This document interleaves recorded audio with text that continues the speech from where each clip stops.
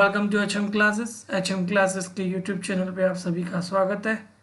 आज हम देखने जा रहे हैं UGC net 2021 most important and expected MCQs देखने जा रहे हैं। पेपर फर्स्ट के हैं, प्रीवियस ईयर्स के क्वेश्चंस हैं, teaching aptitude and research aptitude के क्वेश्चन देखने जा रहे हैं।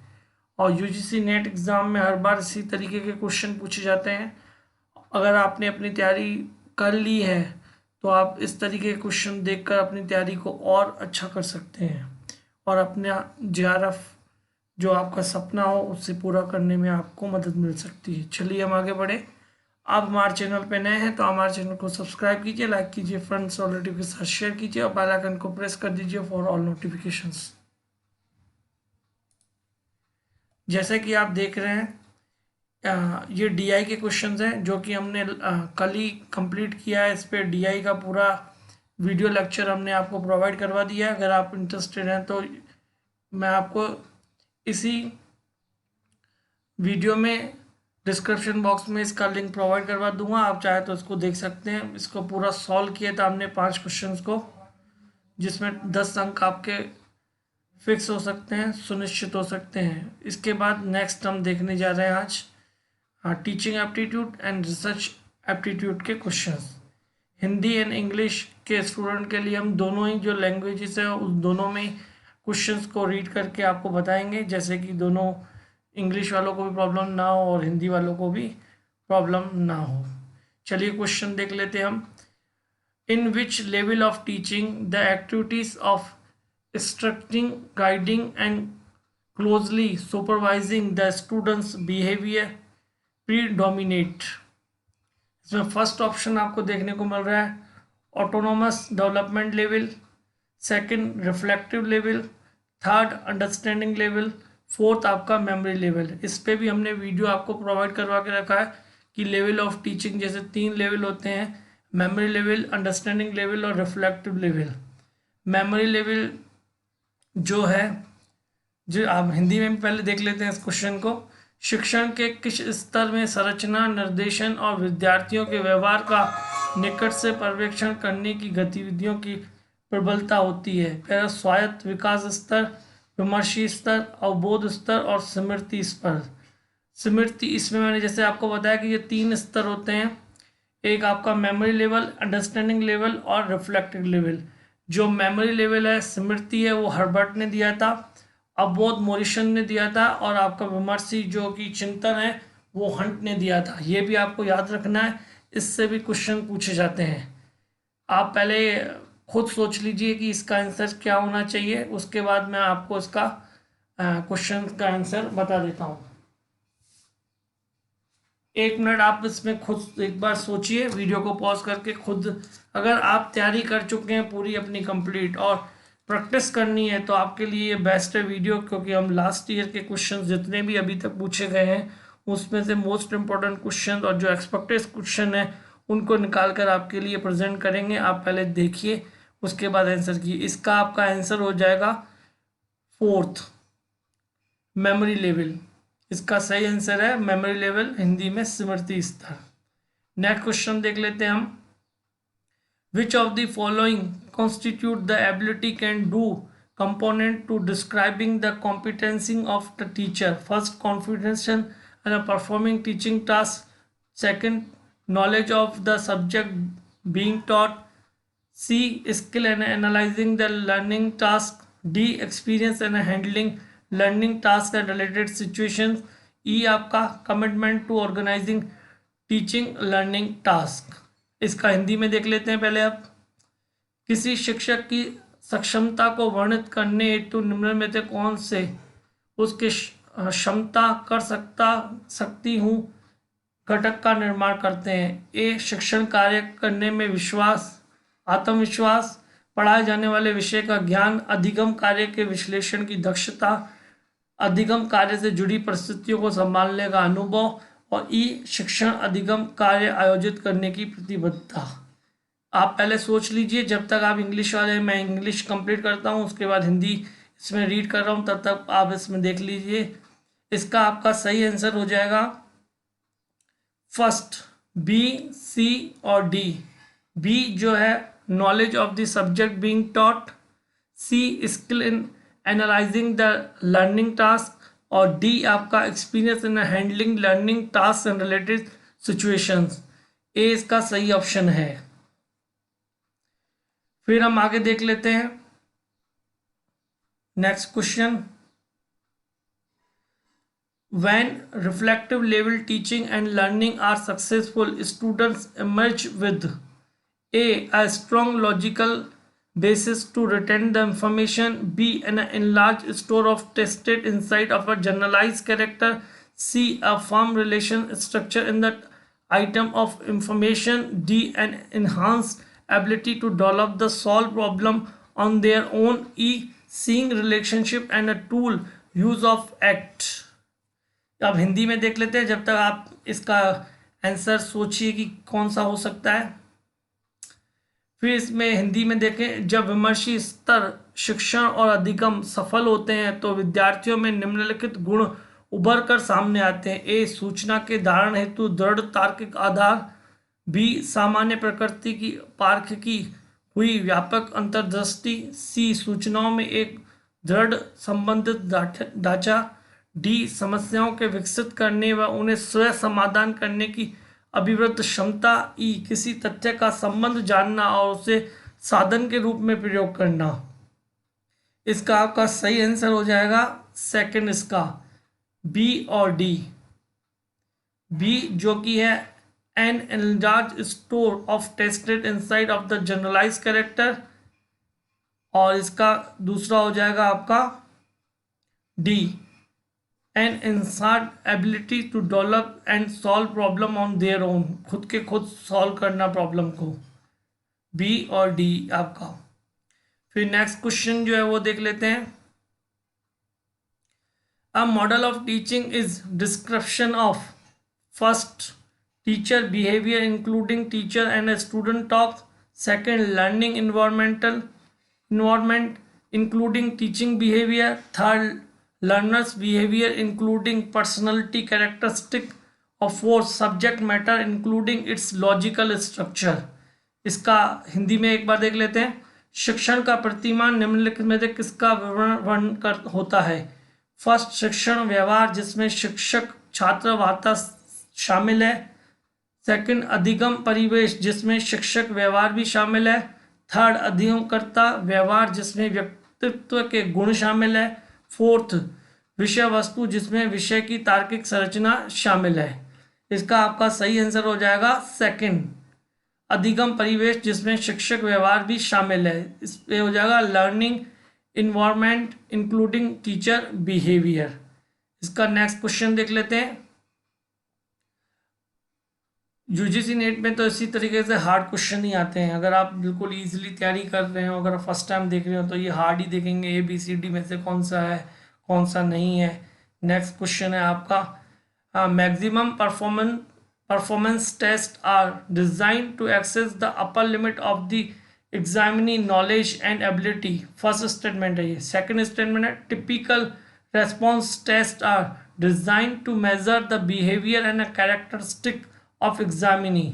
इसमें से कौन सा ज़्यादा सही है। इसमें चार ऑप्शन दिए हैं, फर्स्ट सही है, फर्स्ट सेकंड सही है, दोनों सही है, दोनों गलत है, फर्स्ट सही है सेकंड गलत है। हिंदी में देख लेते हैं।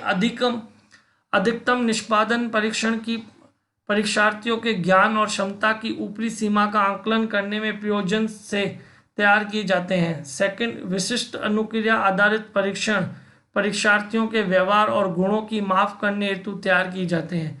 इसका आपका सही आंसर हो जाएगा आपका फर्स्ट। कथन फर्स्ट और सेकंड दोनों सही है, यानी फर्स्ट एंड सेकंड दोनों आपके सही हो जाएंगे इसमें। नेक्स्ट देख लेते हैं। 11 नंबर है, a university teacher plans to study the performance of a student in implementing specific project in terms of their creativity level. Which method of research will be appropriate to use in the context. ये जितने भी research के method दिए मैं इसमें मैं जल्दी with in 1 और 2 डेज में जितने भी ये मेथड हैं उस पर अच्छी तरह से आपके लिए वीडियो प्रेजेंट करूँगा। तो अगर आप हमारे चैनल पर नए हैं तो ज़रूर सब्सक्राइब कर लीजिएगा। ये पूरे मैं आपको समझा दूंगा क्या है। इसमें जो ऑप्शन हो जाएगा हिंदी वालों के लिए एक बार देख लेते हैं। कोई विश्वविद्यालय शिक्षक विद्यार्थियों के सृजनात्मक स्तर के संदर्भ में विशिष्ट प्रोजेक्ट क्रियान्वित करने में उनके निष्पादन का अध्ययन करने की योजना बनाता है। तो ये कौन सी विधि है? ये विधि हो जी कार्योत्तर विधि, जिसको इंग्लिश में बोलते हैं x post facto method. Next question देख लेते हैं। Which of the following features of a research are associated with the qualitative inquiring? A. Actual setting as the direct source of data. B. Data collection under the controlled condition. C. Concern with the process rather than simply with the outcomes. D. Establishing relationship and explaining the cause of changes. E. Concerned with the what are called participant परसेप्टिक्स। इसमें इसका जब तक आप English student इसमें सोचिए, इसका हिंदी भी देख लेते हैं हम। शोध की निम्नलिखित में कौन सी विशेषता गुणात्मक अनुसंधान से संबंधित है? ए. प्रदत्तों के प्रत्यक्ष स्रोत के रूप में नैसर्गिक परिस्थितियां। बी. नियंत्रण परिस्थितियों में प्रदत्त संकलन। सी. मात्र परिणाम के बजाय प्रक्रिया को भी ध्यान में रखना। डी. संबंधों को स्थापित करना और परिवर्तनों के कारण की व्याख्या करना। सहभागी परिप्रेक्ष्य को ध्यान में रखना। इसका आपका आंसर देख लेते हैं। पहले आपका इसका आंसर हो जाएगा सेकंड। इसमें सेकंड आपको जो दिख रहा है इसमें आपका ए, सी और ई। ए एक्चुअल सेटिंग वाला, सी आपका concern with the process of rather than simply with outcomes, और आपका ई इसमें ई आपका concern with what are called participant perspectives. ये आपका सही आंसर हो जाएगा। वीडियो को 1 सेकंड पॉज करके आप इसका पहले खुद आंसर चेक किए कि आप कितना इसमें आपने अगर स्टडी कर ली है तो आपने कितना अच्छा कर पा रहे हैं। उसके बाद इसका आंसर जो मैं आपको बता रहा हूँ उसको आप देखिए। 13 नंबर देख लेते हैं। इसमें identify the characteristic of a good research hypothesis from the following. मैंने हाइपोथेसिस से रिलेटेड 2-3 वीडियो आपको प्रोवाइड करवा दिए हैं। अगर आप चाहते हैं तो चैनल पे जाके देख सकते हैं कि हाइपोथेसिस क्या होती है, H0 H1 हाइपोथेसिस क्या है, कि नल हाइपोथेसिस के बारे में, अल्टरनेटिव हाइपोथेसिस के बारे में सारी डिटेल वीडियो है हाइपोथेसिस पे। ए इसका amenable to empirical verification. B. Conceptual clarity in defining the variables. C. Plausibility of relationship postulated. D. आपका accessibility in terms of research resources. E. आपका constraint of its not a refutability. इसमें आपको हिंदी में देख लेते हैं। निम्नलिखित में से उत्तम शोध प्राकल्पना के गुणों की पहचान कीजिए। ए. इंद्रियानुभविक परीक्षण योग्य। बी. चरों को परिभाषित करने में अवधारणात्मक स्पष्टता। सी. प्रतिपादित संबंधों को सत्याभासता। डी. शोधकर्ता के स्रोतों के संदर्भ में पहुंच होना। और ई. इसकी अकाट्यता की सीमा। इसका आपका सही आंसर जो हो जाएगा 4 नंबर हो जाएगा इसका सही। ए, बी, सी ओनली। फर्स्ट, सेकंड और ये थर्ड, ये आपके इसमें सही हो जाएंगे।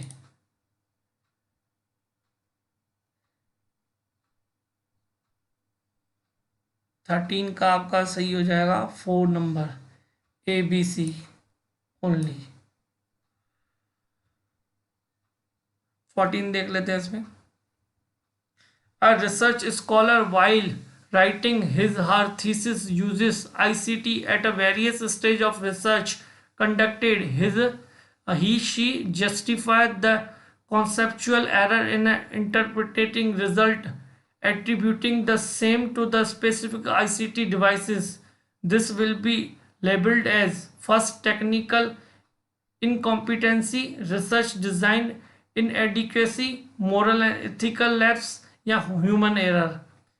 इसका हिंदी देख लेते हैं। कोई शोधार्थी अपना शोध प्रबंध लिखते समय शोध के विभिन्न चरणों में आईसीटी का प्रयोग करता है। वह परिणामों का निर्वचन करने में अवधारणात्मक त्रुटियों को सही ठहराता है और इसके लिए विशिष्ट आईसीटी युक्तियों को जिम्मेदार मानता है, इससे क्या इसको कहा जाएगा? तो इसमें कौन सी एरर है ये पूछ रहा है एक तरीके से। तो इसका आपका सही आंसर हो जाएगा, पहले आप सोच लीजिए उसके बाद मैं बता देता हूँ। इसका आपका सही आंसर हो जाएगा फर्स्ट, टेक्निकल इनकॉम्पिटेंसी, तकनीकी अक्षमता। लास्ट क्वेश्चंस का देख लेते हैं। टीचिंग एप्टीट्यूड के 5 क्वेश्चन आते हैं और रिसर्च एप्टीट्यूड के भी 5 क्वेश्चन आते हैं। आपने कितनी भी स्टडी कर रखी हो, लेकिन आप इनकी जितने भी लास्ट ईयर्स के क्वेश्चंस हैं उनकी प्रैक्टिस नहीं करेंगे तो आप नहीं कर पाएंगे। क्वेश्चंस काफ़ी हार्ड क्वेश्चंस आते हैं। Statement first, action research is a cycle is so far as the involves plan act observe reflect cycle. ये वाला जो है ना, लास्ट टाइम ऐसे के ऐसा के जो इसमें सीक्वेंस दिया हुआ है, इस सीक्वेंस को तोड़ के भी पूछा गया था और मैंने अपने चैनल पे भी क्विज में ये क्वेश्चन रखा था, प्लान एक्ट ऑब्जर्व और रिफ्लेक्ट, ये सही होता है। और the purpose of action research is to develop a theory to explain causal relationship among variables. इसमें देखेंगे, इसमें बोलेगा कि फर्स्ट सही है या सेकंड सही है या दोनों सही है या दोनों गलत है। इसके हिंदी को देख लेते हैं एक बार। क्रियात्मक अनुसंधान चक्रीय होता है क्योंकि इसमें योजना, क्रिया, पर्यवेक्षण, विचारणा का चक्र शामिल होता है। कथन द्वितीय, क्रियात्मक अनुसंधान का प्रयोजन चरों के बीच कारणात्मक संबंध की व्याख्या करने हेतु एक सिद्धांत विकसित करना होता है। कथन फर्स्ट और सेकंड दोनों सही है, दोनों सही नहीं है, फर्स्ट सही है, दूसरा गलत है, फर्स्ट सही नहीं है, उसका दूसरा सही है। तो इसका आपका सही आंसर जो हो जाएगा वो तो जाएगा थर्ड, जो जैसे मैंने बताया कि फर्स्ट इसका सही है और सेकंड सही नहीं है। ये फर्स्ट केवल सही है और सेकंड सही नहीं है। चलिए फिर मिलते हैं नेक्स्ट लेक्चर में। अभी हमने टीचिंग एप्टीट्यूड और रिसर्च एप्टीट्यूड के क्वेश्चंस किए और लास्ट वाली वीडियो जैसे मैंने आपको बताया डिस्क्रिप्शन में इसका लिंक प्रोवाइड करवा दूंगा। डीआई का क्वेश्चन सॉल्व किए थे और नेक्स्ट वीडियो में हम मेंटल एबिलिटी और अदर क्वेश्चन कम्युनिकेशन से रिलेटेड इसमें क्वेश्चन देखेंगे। हम हिंदी और इंग्लिश को दोनों को कवर कर रहे हैं, जैसे इंग्लिश और हिंदी वाले स्टूडेंट दोनों को प्रॉब्लम नहीं हो। इंग्लिश करते हैं तो हिंदी को प्रॉब्लम होती है, हिंदी के लिए हम बोलते हैं तो इंग्लिश वालों को प्रॉब्लम होती है। दोनों को प्रॉब्लम ना हो इसलिए हमने दोनों को ही रीड करेंगे और उसके बाद क्वेश्चन करेंगे। अगर आपकी तैयारी पूरी है तो इन क्वेश्चनों को सॉल्व करके देखिए तो आपकी तैयारी और अच्छी हो जाएगी। Keep watching our channel. Thank you for watching our channel.